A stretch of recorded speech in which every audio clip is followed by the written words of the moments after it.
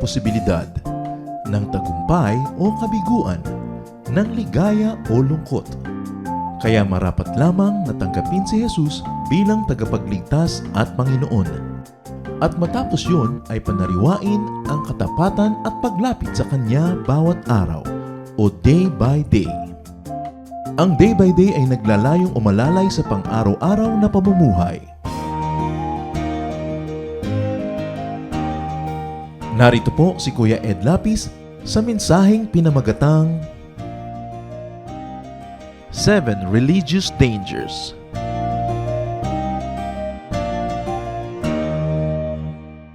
Sabi po sa Matthew 7 verse 15, "Watch out for false prophets. They come to you in sheep's clothing, but inwardly they are ferocious wolves." Isang common reminder sa mga anak ng Diyos, pag-ingatan ng mga bulaang mga magtuturo, mga bulaang mga propeta, na sila'y nakaanyo at na nakabihis na parang totoo, subalit sila ay mga mababangis na mga kalaban. Infidelity, atheism, non-religion can be dangerous. But religiosity and religion can be even more dangerous because it is through sheep's clothing that wolves make their most horrible deceptions. Kaya po ang ating pag-uusapan ay mga panganib na hindi dinadala ng kitang-kita mo at alam na alam mong mali, kundi mga panganib na nagbabalat kayong tama sa pangalan ng relihiyon. 7 religious dangers. Heavenly Father, thank you. Thank you for your goodness to us. We pray that right now, as we quiet our hearts before you, you may speak powerfully and that you may lead us unto greater knowledge of you. Deliver us from falsehood and lies, and let your light shine upon us. Let your truth redeem us and save us and protect us from all the wiles of the evil one. Speak, walk in our midst, accomplish your purpose, do your will, protect us from works of evil men and evil spirits, and accomplish only your noble, your perfect, and your very beautiful intentions for us. We surrender our will to you. We give you undivided attention. Speak, God. Use your servant only as your mouthpiece, but be the true source of all wisdom. In the name of Jesus, our Lord and teacher, we pray. Amen. 7 religious dangers. Beware of self-serving teachers. Yan ang unang-una nating dapat pag-ingatan, mga mangangaral, mga nagtuturo na tanging ang sarili lang naman nilang kapakanan ang dahilan kung ba't ginagawa nila ang kanilang ginagawa. You who seek God, you who practice religion, and especially you who make religious sacrifices, beware of self-serving teachers. Napakaraming abuso ang nagawa ng tao sa ngalan ng Diyos. At napakaraming pagpapahirap, pagsasamantala sa kapwa ang ginagawa ng ilan sa ngalan ng Diyos at sa balat kayo ng relihiyon. Luke 20 verses 46 to 47. Beware of the teachers of the law. They like to walk around in flowing robes and love to be greeted in the marketplaces and have the most important seats in the synagogues and the places of honor at banquets. They devour widows' houses and for a show make lengthy prayers. Such men will be punished most severely. At yan ang paalala ng Panginoon. Sinabi mismo ng Panginoong Yesus, pag-ingatan ang mga nagtuturo ng mga kabanalan na yan sapagkat sila ay mahilig na magpasikat, mahilig sila ang tampulan ng pansin, binibigyan ng pinakamagagandang pwesto at upuan sa mga handaan, kinikilala, sinasaludo sa mga publikong lugar, at pinagsasamantalahan nila ang bahay ng mga balo. At bilang isang palabas, ay mahilig silang manalangin ng ubod ng hahabang mga dasal. Sabi, malupit ang dadanasing parusa ng ganyang mga tao. Apply this caution today. Beware of religious teachers whose motives and pleasure is to feel important, to take advantage of widows, or more generally of weak women, or more generally, of weak persons, men, women, young, or old. Sapagkat ang pinagtitiwalaan po natin at binibigyan ng ating religious trust and devotion can be the source of the most horrible abuses.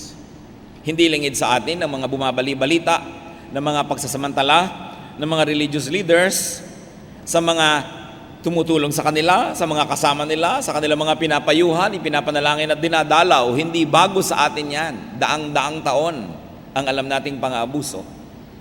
Sa lahat halos ng uri at brand ng relihiyon ay nangyayari ito. Sapagkat sa kabila ng mga costume, sa kabila ng mga label, ay nandun yung tao, yung espiritu ng tao na marupok, yung espiritu ng tao na ang kanyang tendency, pag nakakita ng kahinaan ng kapwa, ay pagsamantalahan ito. Kaya pinag-iingatan ang pinagtitiwalaan, sapagkat ang pinagtitiwalaan lang ang nakapagtataksil at nakapagsasamantala. Beware of freeloaders, mga puro mahilig sa libre, lahat ay gusto sa kanila mapunta. Beware of mercenaries, hirelings, religious leaders for hire, who seek religious employment. Titingnan po natin ang Panginoon, He never sought religious employment. He did not join an existing group to be given salary. He did not have to defer to overseers and bishops. He was a teacher with a message, and He went around teaching His message. Ang katunayan nga, the Lord did not put up organizations. Wala siyang mga organisasyon, wala siyang mga sistema, sapagkat siya'y nagmamadali sa kanyang mensahe. At isa po sa mahirap, bagamat dapat ipagpasalamat kung lumalaki halimbawa ang isang grupo, ang isang church, ay hindi maiwasan na magkaroon ng organisasyon. Hindi maiwasan na sa dami ng paglilingkuran ay nagkakaroon ng mga full-time workers. Hindi maiwasan na sa inaasahan ng lahat na uri at level ng paglilingkod ng church ay kailangan mo ngayon ng mas professionalized approach. At pag nangyari na ang mga ganyan, bagamat may mabuting bunga, the organization now needs to be fed. And an organization that pays rent, an organization that pays electricity and all other bills and pays salaries will now be dependent on money. And the moment money becomes an issue, the leader can be confused. Na maaaring ang tingin na niya sa mga tao ay gatasan, mga bakang ginagatasan. Maaaring ang kanya ng kagustuhan na dumami ang member para dumami ang nagdo-donate at nagbibigay sapagkat marami ang binabayaran. At habang lumalaki naman yung church, ay lumalaki ang pangangailangan ng building, lumalaki ang pangangailangan ng mga tugtog, mga kung ano-ano, lumalaki lalo ang pangangailangan ng pera. Kaya nakakalito. Kaya ipinapanalangin natin lalo ang mga lumalaking churches dahil lumalaki ang mga pananagutan na talaga namang hindi mo alam linggo-linggo kung darating ba ang iyong kailangan.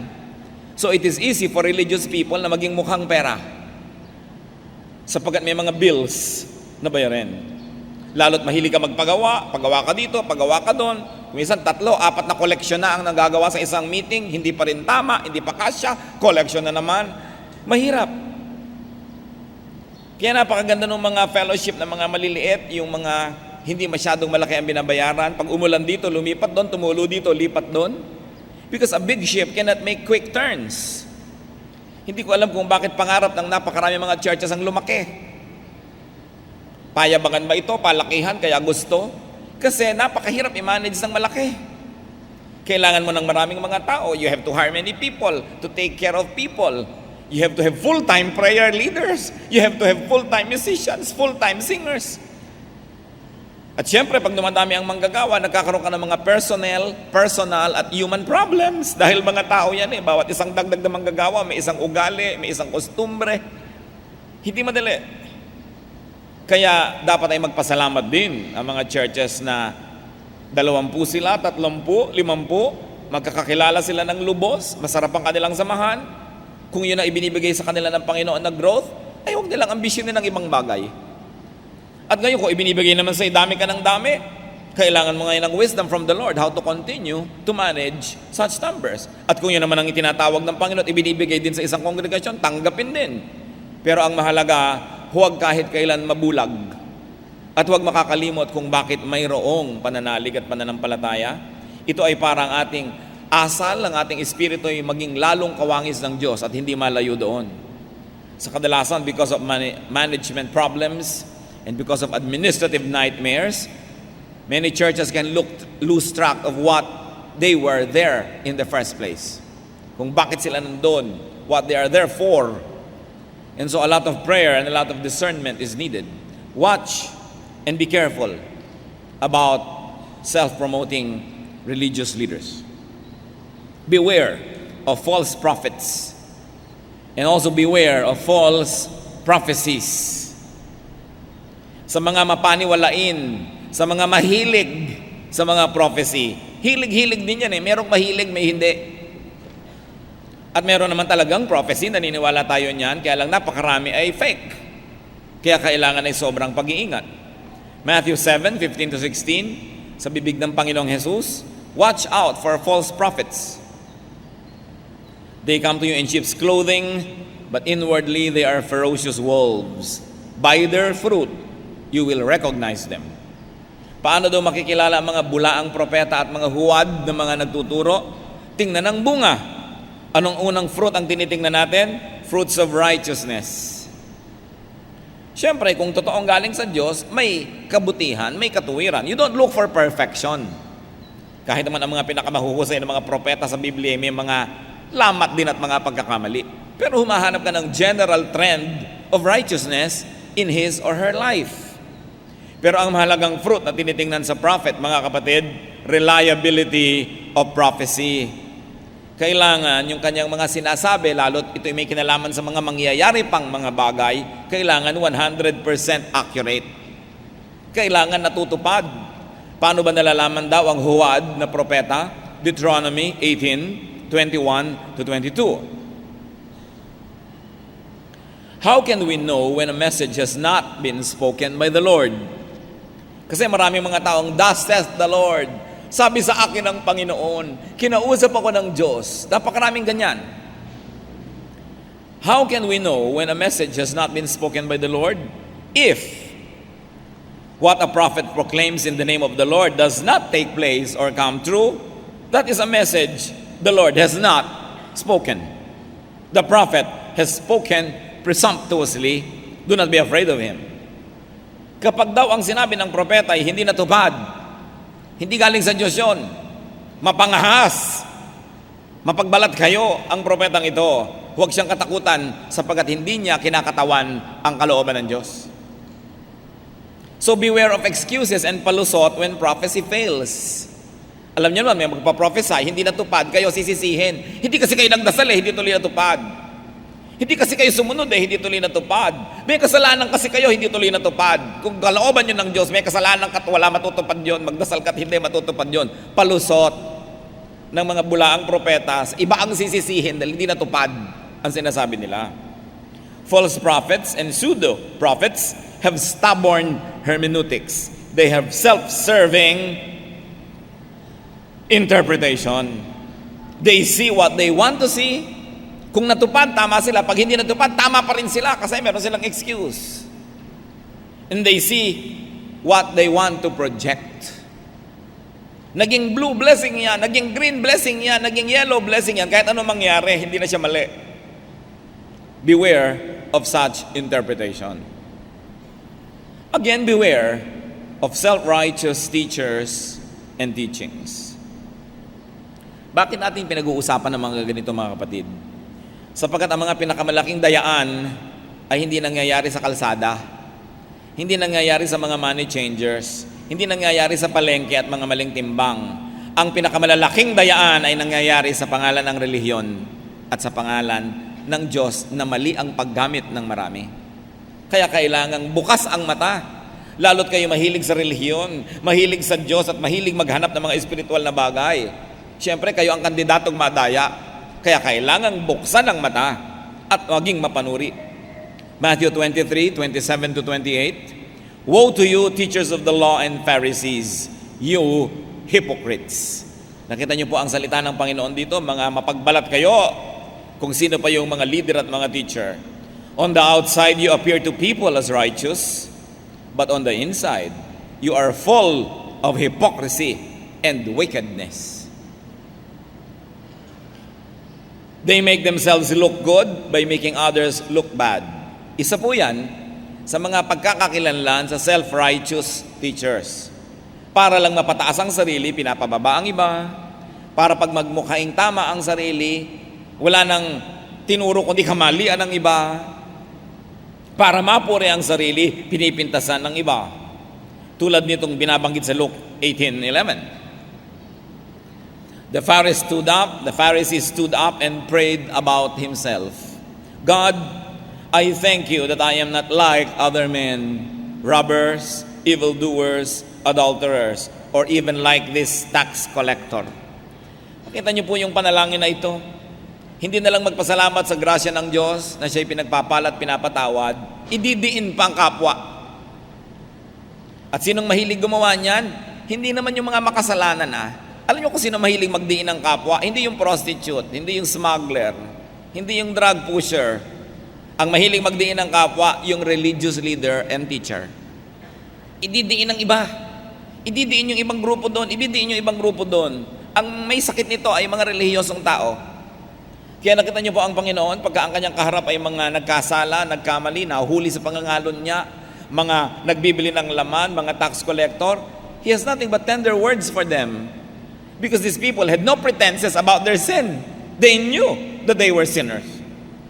Pero ang mga pinakamaanghang at pinakamasasakit na salita ng Diyos ay para doon sa mga religious leaders na nagpapanggap na sila ay mas marunong, mas malinis kaysa iba. Subalit punong-puno ng mga kabulukan. At kung minsan naman, ang kongregasyon din ang masisisi kung bakit ang mga religious leaders ay nabubuhay sa pagbabalat kayo.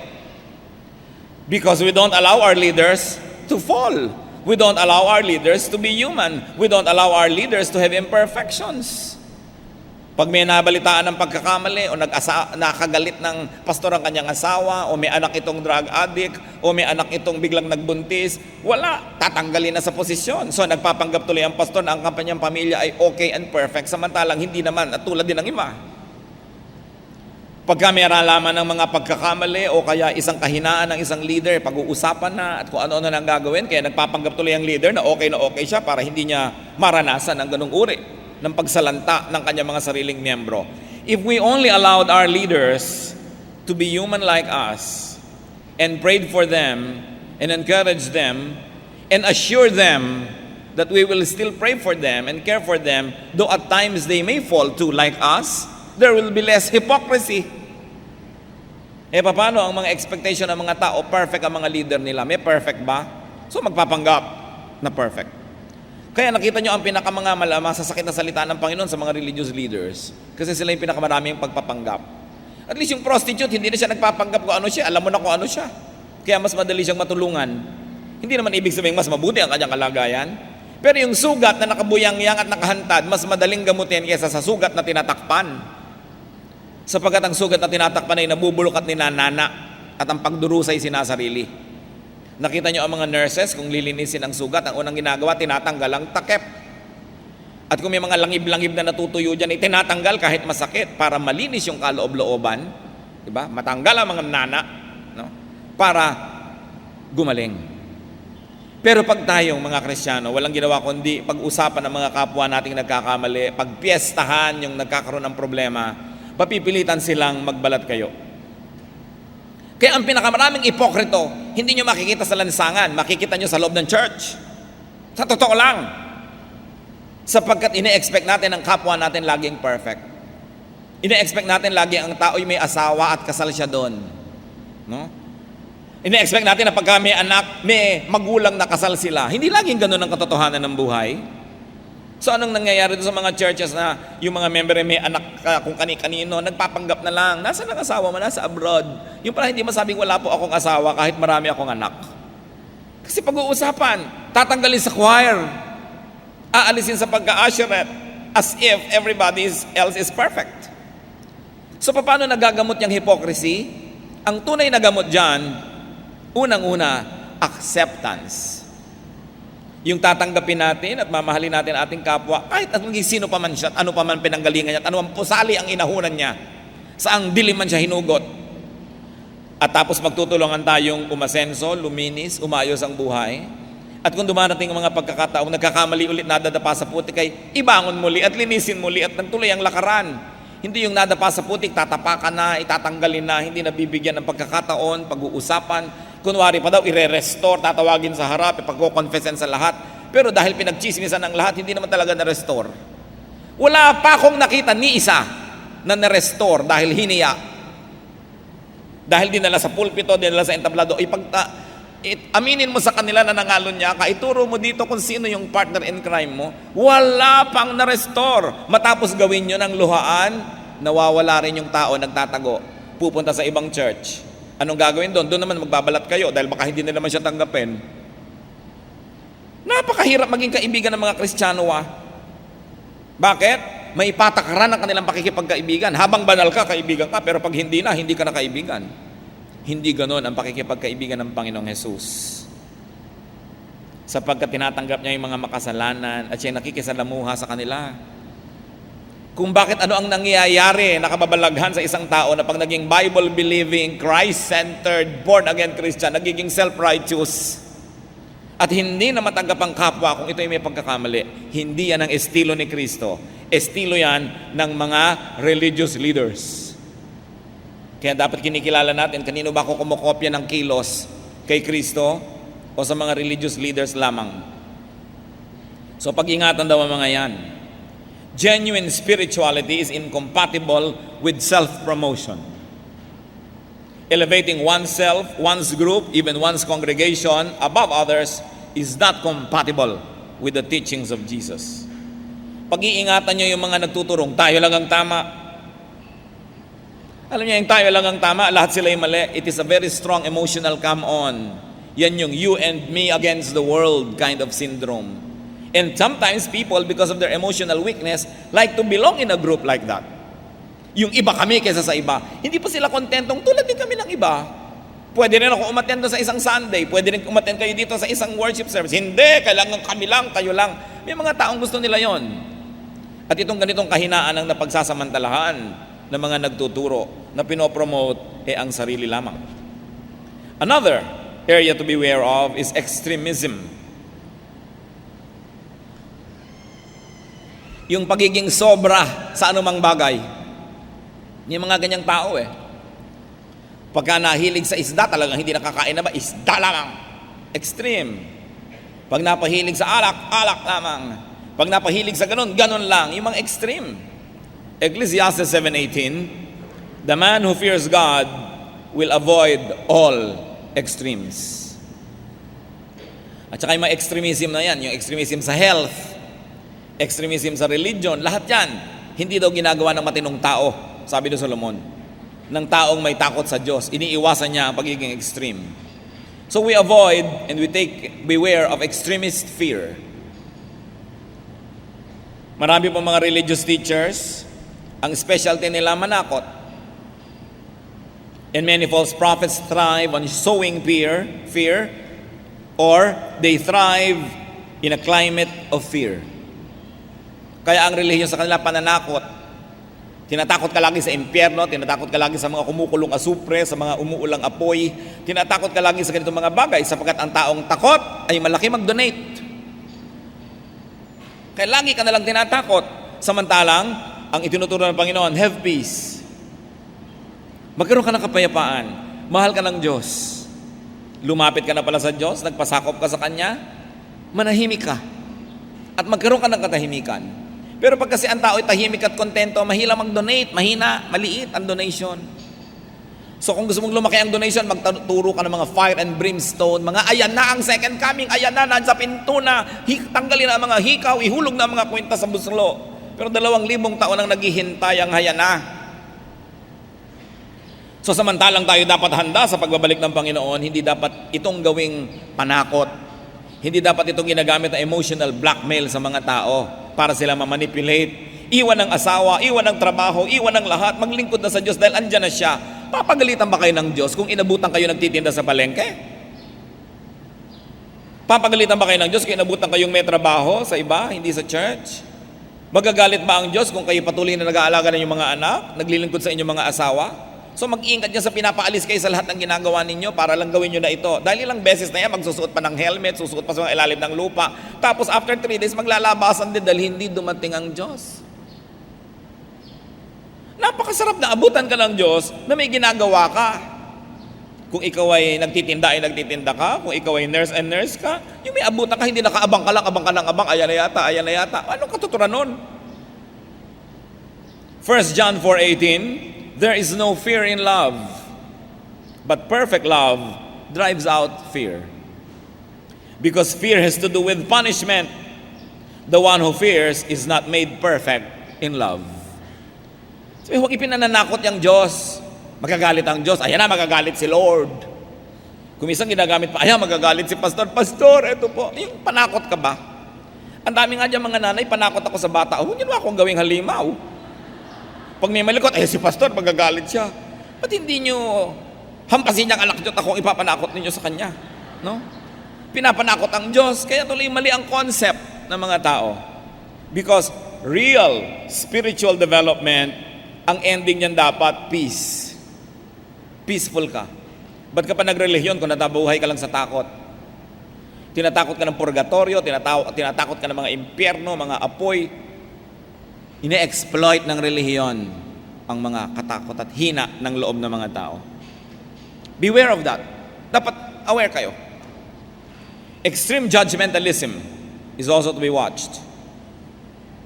Luke 6:37, do not judge, and you will not be judged. Do not condemn, and you will not be condemned. At syempre, ang pinaka-judgmental, once more, hindi yung prostitute, hindi yung drug abuser or user or pusher. Ang judgmental, yung religious leader. Yung mga religious people, religious groups, yan ang judgmental. Laging i-judge ka, that's a sin, it's evil, you are wrong, pagan yan, syncretic yan, evil yan. Yung kung ano mga label ang ibibigay sa kapwa. Sinabi na ngang, do not judge. At napakahilig na sinabi pa lang ni ganon, yung palang ganong church, ganon, naniniwala ka na agad, ipapamalita mo na, huy, kulto pala sila, ganon. Hindi mo naman suri. Kaya ang pinakamalaki mga kasalanan niya mga relihiyoso. Avoid and beware of extreme separatism. Yung lagi ka na lang na nakahiwalay sa body of Christ. Lagi na lang kayo na lang. Kayo lang ang tama, kayo lang ang magaling. Ephesians 4:3-6. Make every effort to keep the unity of the Spirit through the bond of peace. There is, church read, there is one body and one Spirit. Isa lang ang church. Marami lang mga unit kung saan-saan yan. There is one body and one Spirit. Just as you were called to one hope. When you were called, one Lord, one faith, one baptism. One God and Father of all, who is over all, and through all, and in all. Nakita nyo ang Diyos sa langit ay over all, through all, in all. So nandito siya, nandun siya doon, nandun siya sa iba, in all Hindi lang in us only, in all. So sabi niya, there is only one baptism. Hindi sinabing one form of baptism na ipinagpipilitan na ba yung baptism namin ang tama, yung baptism nyo mali. Hindi sinabing one form of baptism, ang sinabi one baptism representing entry into the fellowship with God and other believers. So isa lang yan. Maraming forms, pero isa lang ang ibig sabihin yan, that you join your spirit with the spirit of other believers and with the spirit of God. And it is a symbol.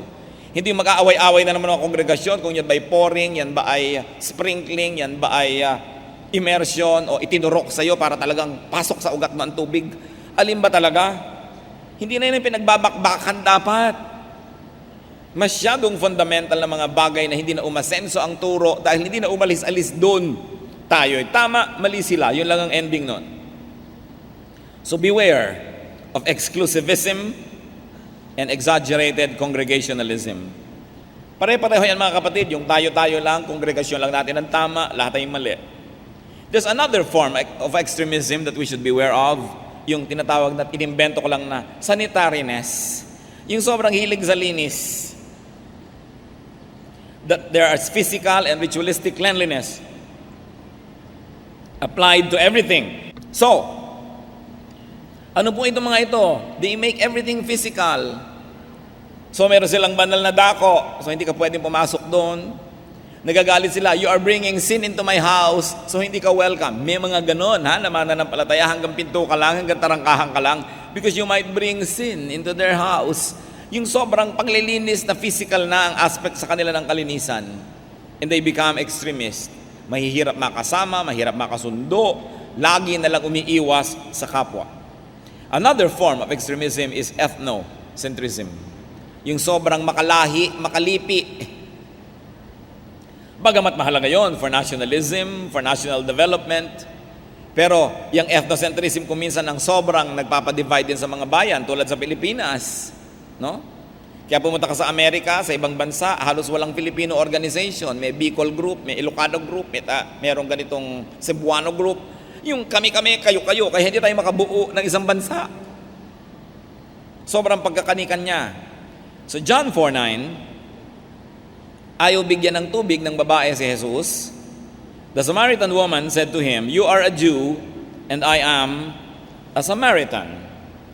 I am a Samaritan woman. How can you ask me for a drink? For Jews do not associate with Samaritans." So nakikita nyo, Jew ka, Samaritan ako, magkahiwalay tayo dapat. Dapat maging Samaritan ka para ako makitungo sa'yo. Sabi naman ng Jew, dapat maging Jew ka para ako makitungo sa'yo.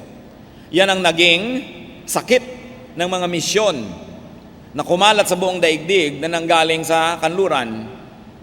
Dala-dala ng mga kanluraning mga misyonero ang kanilang kanluraning kultura, ang kanilang musika, ang kanilang kasuotan, ang kanilang architecture at inimpose yun sa lahat ng bayan na pinuntahan nila na parang iyon ang kultura ng Diyos. So ano ang sacred music? Formal 19th century music, yun ang sacred. Anong musika ng iba? Evil. Ano ang house of God? Gothic architecture. No? Ano ang tugtog sa church? Hymnal dapat. Outside of that, evil na. Yan kasi, yung culture ng missionary na pinanggalingan niyang bayan, ipinilit niyang ipalulon sa kultura ng mga dinapuan niyang mga tao na dinahlan niya ng katuruan ng Diyos, pero dinala niya rin sarili niyang kultura, and because they feel superior about their culture, they impose it on you. Kaya ethnocentrism. Umuso yan noon at yan ang isa sa mga pinakamalaking pagkakamali ng policy ng mga misyon. Burahin ang kultura ng mga dinatnan nilang mga bayan at i-impose yung sarili nilang kultura. Ano ang naging bunga? Inferiority complex. At sila yung bida, ikaw yung kontrabida. May bago namang umuuso ngayon na to be a true Christian, you have to be a Jew. Kailangan Jewish ang iyong salita, Jewish ang mga words na ginagamit mo sa church, Jewish word ang tawag mo kay Jesus, Jewish ang iyong kasuotan, ang iyong tugtog, ang iyong sayaw. Iba sila, Hudyo sila Hindi naman tayo Hudyo. Pwede mong maunawa, makilala ang Diyos, maipahayag ang iyong pananalig sa pamamagitan ng iyong pagiging Pilipino. O kaya ikaw ay Chino, sa iyong pagiging Chino, sa iyong pagiging Vietnamese, o sa iyong pagiging Aprikano, kung ano ka man. Hindi mo kailangan maging Hudyo naman ngayon. Daan-daang taong kang pinilit mong maging Kastila, maging Amerikano, ngayon magiging Hudyo ka naman, litong-lito ka na kung anong dapat mong gawin para walang hanapin ng Diyos. Ang Diyos ay Espiritu. At sapagkat siya Espiritu ay maaari siyang manahan sa puso ni numan at maaari siyang manahan sa kultura man ng kahit sino. Walang isang specific human culture that is the culture of God. Because God is supraculture, He is above all cultures of humanity. And because He is above, He is universal, therefore He can be particularized in any culture. At lalong-lalo ang mga bayang api, mga bayang kawawa, mga bayang may inferiority complex, mga bayang may mga dramang third world, mga bayan na inapi-apit kawawa at walang sariling pagkakilanlan, yan ang dapat na bumawi ng kanilang kultura at ipahayag ito sa kanilang pagiging maka-Diyos. Sapagkat ang tunay na Espiritu ng Diyos ay nagpapalaya. Nagpapalaya sa lahat ng bagay. At ang unang-una palalayain ka sa iyong cultural inferiority. Sa iyong cultural imprisonment. So mahalaga na sikinita natin that we should be careful about ethnocentric teachings. Ginagawa kang Hudyo, ginagawa kang ganito, ginagawa kang Amerikano, ginagawa kang Koreano, hindi ka naman ganun. Hindi isa na namang pagpapanggap. Mahalaga mga kapatid. Panglima, na dapat natin pag-ingatan, beware of emotionalism. Kailangan laging may iyakan, may yakapan, merong touch. Meron pa mga tao, kailangan pang ipapanalangin mo, hawakan niyo po ang aking ulo. Kailangan pang hawakan yung ulo niya para niya maramdaman ang presensya ng Diyos. Kung gusto ko lang manguto, o pila kayo, hawakan ko lahat ng ulo niyo. Ang dami siguro pipila. Halika kayo at tatampi ako kayo ng aking pinagpalang kamay. Ang dami dyan, luluhod pa. Pero ang point, kailangan ba yun? Ang sinabi, pray for one another. And if it is convenient, lay your hands on each other. Pero yung tinuturoan noong araw mga kapatid na lay your hands, mga 20 lang sila doon sa church sila. 10 lang silang nagmi-meeting. Pero kung libo-libo, di hapon na, hindi pa tayo tapos. Kaya huwag kayo masyadong emosyonal. Hindi nyo kailangang maghipo para kayo mapagpala. Ang kailangan nyo, ang spiritual na paghipo ng Diyos. Pero yung siyempre mga religious leaders na gustong itaas ang sarili at maging bida, dali kayo, hawakan ko kayo lahat. Because that places the religious leader in the center of the economy.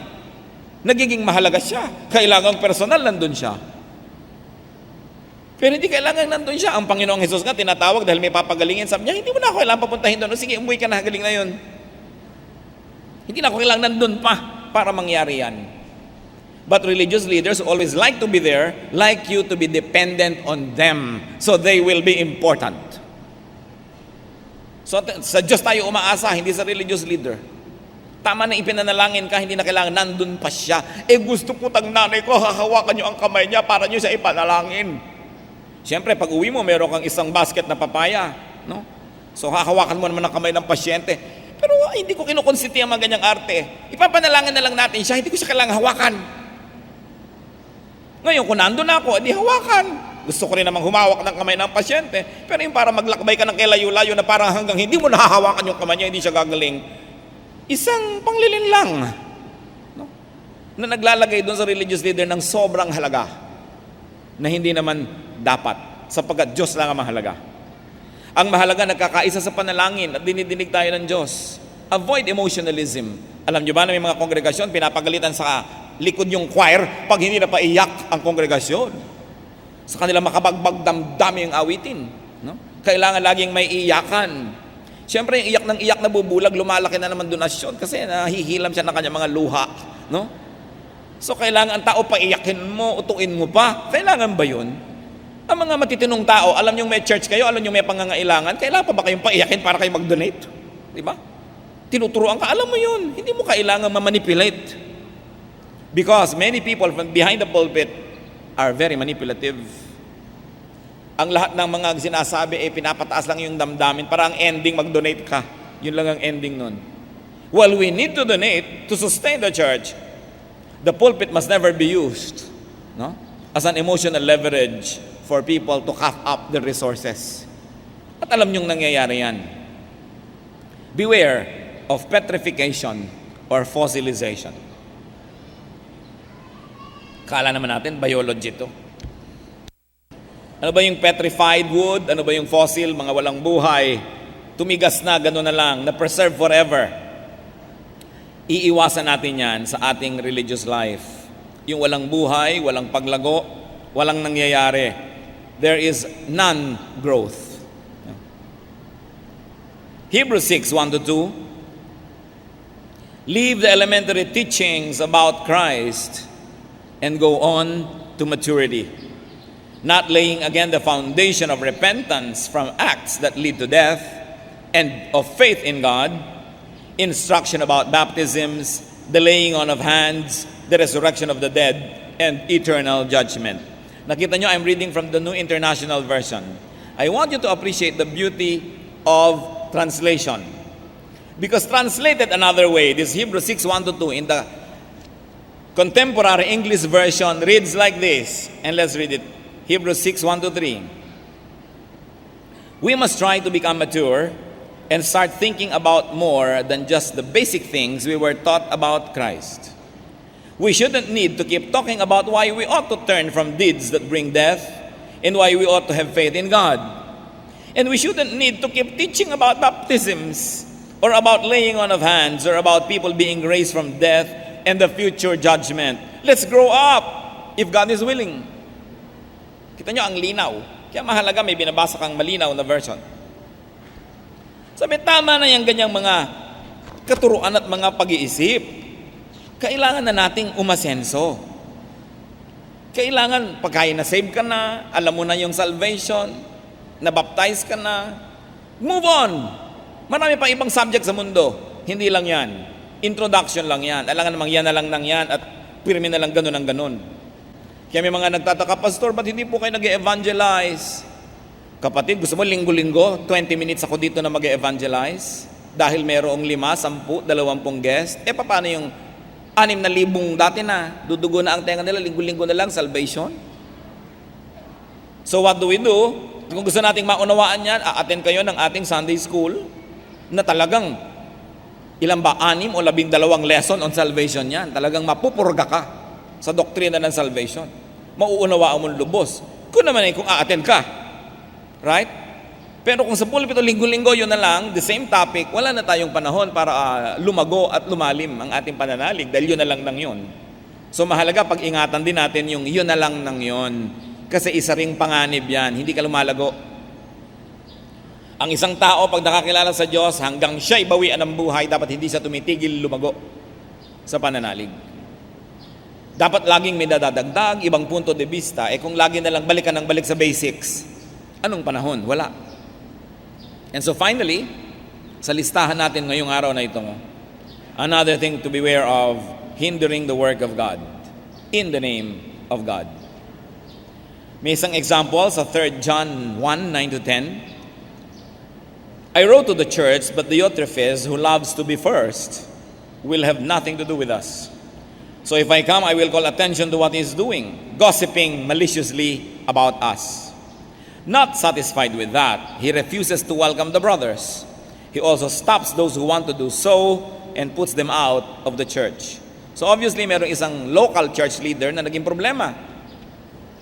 Ayaw magpaturo, ayaw magpasakop, may ibang tinatahak na direksyon, at yung mga ayaw sumama sa kanya ay kanyang tinatanggal sa church, sa fellowship. Isang malaking panakot yan yung i-expel ka, tatanggalin ka. 1,000 taon, panakot yan ng Roman Church, you will be excommunicated. Sa takot mo na lang na ma-excommunicate, susunod ka na kahit ano ipagawa sa'yo. Kaya ang laki ng abuso ng simbahan. Kahit sa mga born-again churches, sa mga evangelical churches, meron yan, i-expel ka. Nagkamali, expel, sipain, ipulpito, tanggalin. While it may have some useful effect to people na tatabla nun, most of the time, it backfires. At anong nangyayari? Nagiging panakot na tatanggalin ka. The church becomes a franchise.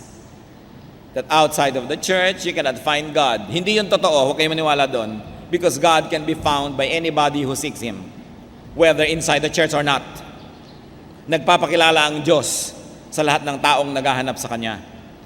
Ang sarap nga lang kung nasa isa kang church of fellowship, nakakaturuan kayo, yung mga mas nag-aral, nakakapag-share ng kanilang mga pinag-aralan, yung magaling kumantay, nakakantahan ka, na-inspire ka, may mga gifted sa prayer, na ipagpe-pray ka, nagiging community. Pero kahit nag-iisa ka, makikita mo rin ang Diyos, alangan namang hindi siya magpakita sa iyo kung hinahanap mo siya. Pero, mas maraming advantages that we are together in a body. Because you help and you are helped. You give and you receive. That is what life is all about. Pero iba panakot yan, aalisin kita, nagiging masyadong powerful. So, be godly and be spiritual. Yan ang ating layunin sa buhay.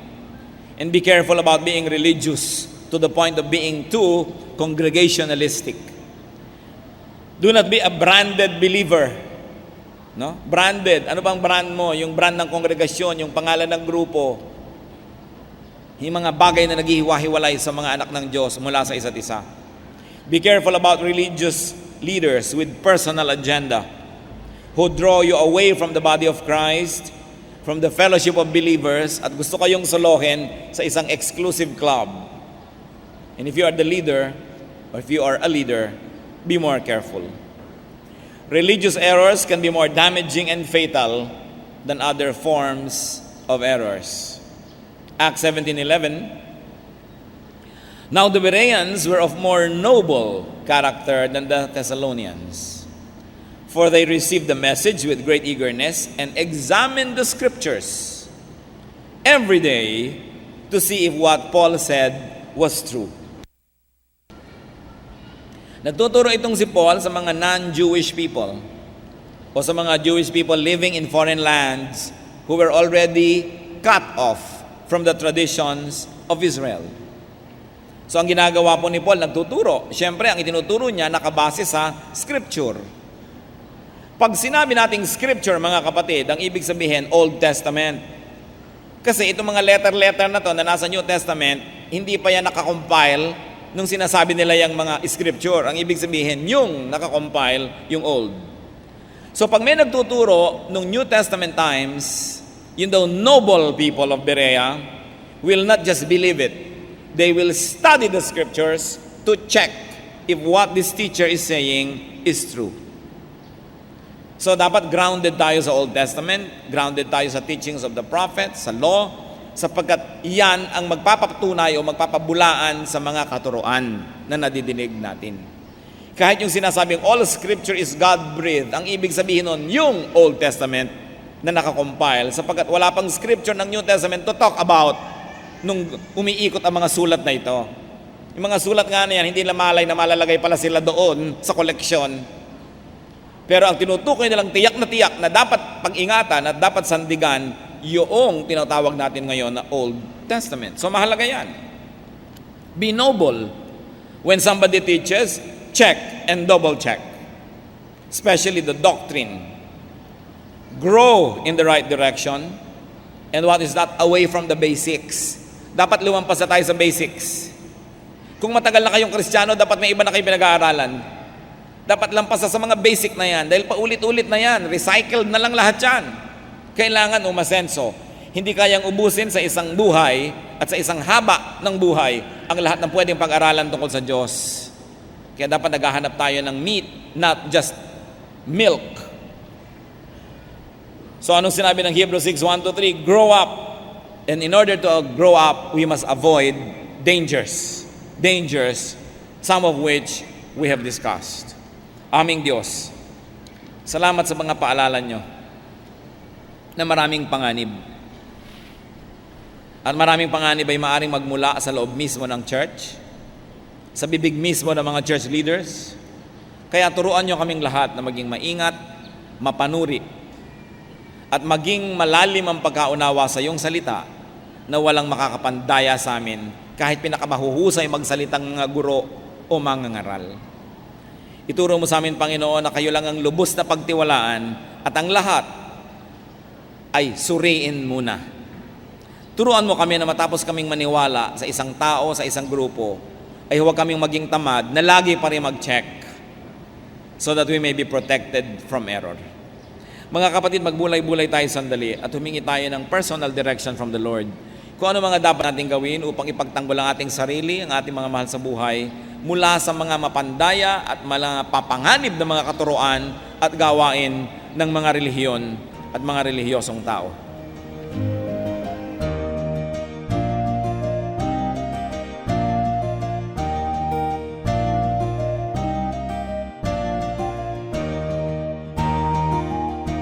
Ang katatapos pong mensahe ni Kuya Ed Lapiz ay pinamagatang 7 Religious Dangers.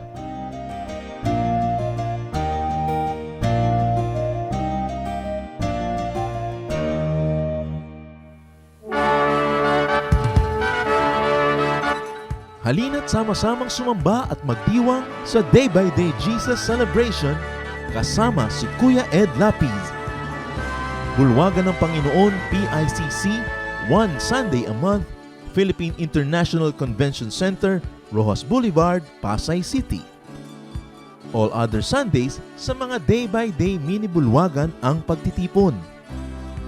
Para sa buwan ng Disyembre, gaganapin ito sa December 8, 2024. 8 a.m. ang First Jesus Celebration, 10 a.m. naman ang Second Jesus Celebration. Para sa iba pang detalye, bisitahin ang ating official Facebook page, Day by Day Friends.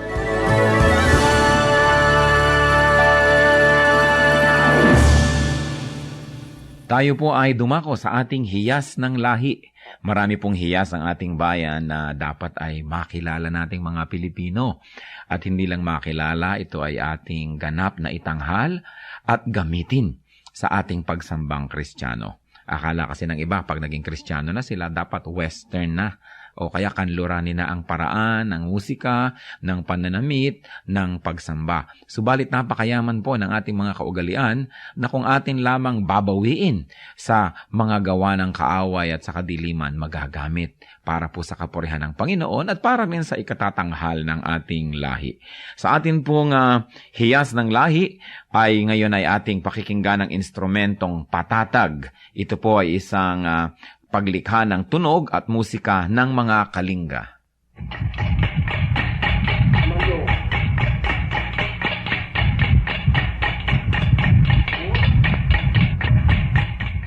Ang patatag ay isang instrumentong panugtog ng mga kalinga sa Cordillera at ito ay yari sa isang bias ng buho na biniyak pahaba para maging 2 piraso.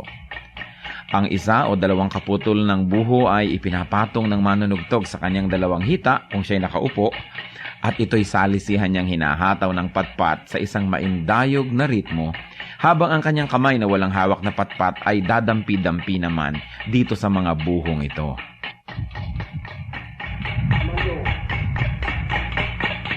Maaaring sumali ang 1 hanggang 6 o higit pang mga manunugtog na salisihan ang pasok sa ritmo, habang sila ay nakapaghahabi naman ng isang melodya. Ginagaya ng patatag ang mga musikang nalilikha ng gangsa o ang mga mumunting gongs ng mga katutubong Pilipino sa Cordillera. Ang paglikha ng musika sa ating bayan, lalong-lalo sa mga kalinga, ay bunga ng pakiramdaman at pagbibigayan ng isang grupo ng manunugtog. Hindi lang tayo lumilikha ng tunog, hindi lang tayo lumilikha ng musika, patuloy tayong humahabi ng lipunan kung saan ang pagpapahalaga ng bigayan, pakiramdaman ay kitang-kita sa paglikha ng tunog. Sa paggamit ng patatag, ang mga kalinga ay isa-isang nag-aambag para makabuo ng isang melodya. Hindi lang isang tao ang gumagawa ng melodya at ang iba ay para lamang na tagatulong o background, kundi ang lahat ay kasama. Ang patatag ay maaari nating gamitin sa paglikha ng musika para sambahin ng Diyos. Kailangan lang masanay ang ating tainga sapagkat kung bago ay parang tayo'y naninibago. Subalit ang lahat po ng tunog ay bigay ng Diyos sa sangsinukob at marami nga lang tunog ang ginamit ng kaaway ng matagal na. Dapat bawiin na natin at gamitin sa pagsamba sa Panginoong Hesus. Ang patatag ng mga kalinga, hiyas ng lahi, hiyas ng bayan.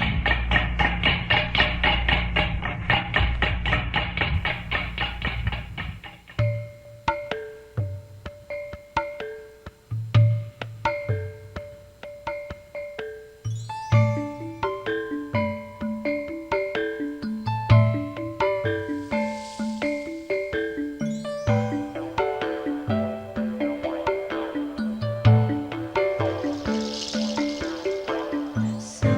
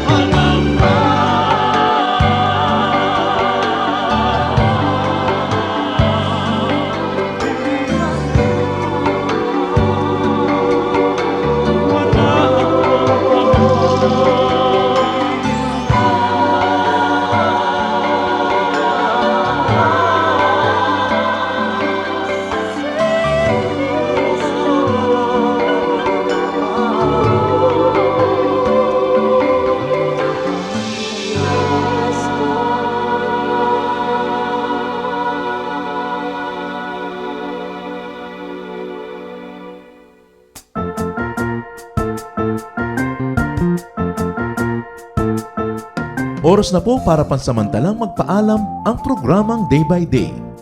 Tayo po'y magsama-sama tuwing ika-6 hanggang ika-7 ng umaga, araw-araw. Magandang umaga po at mabuhay ang Panginoong Hesus!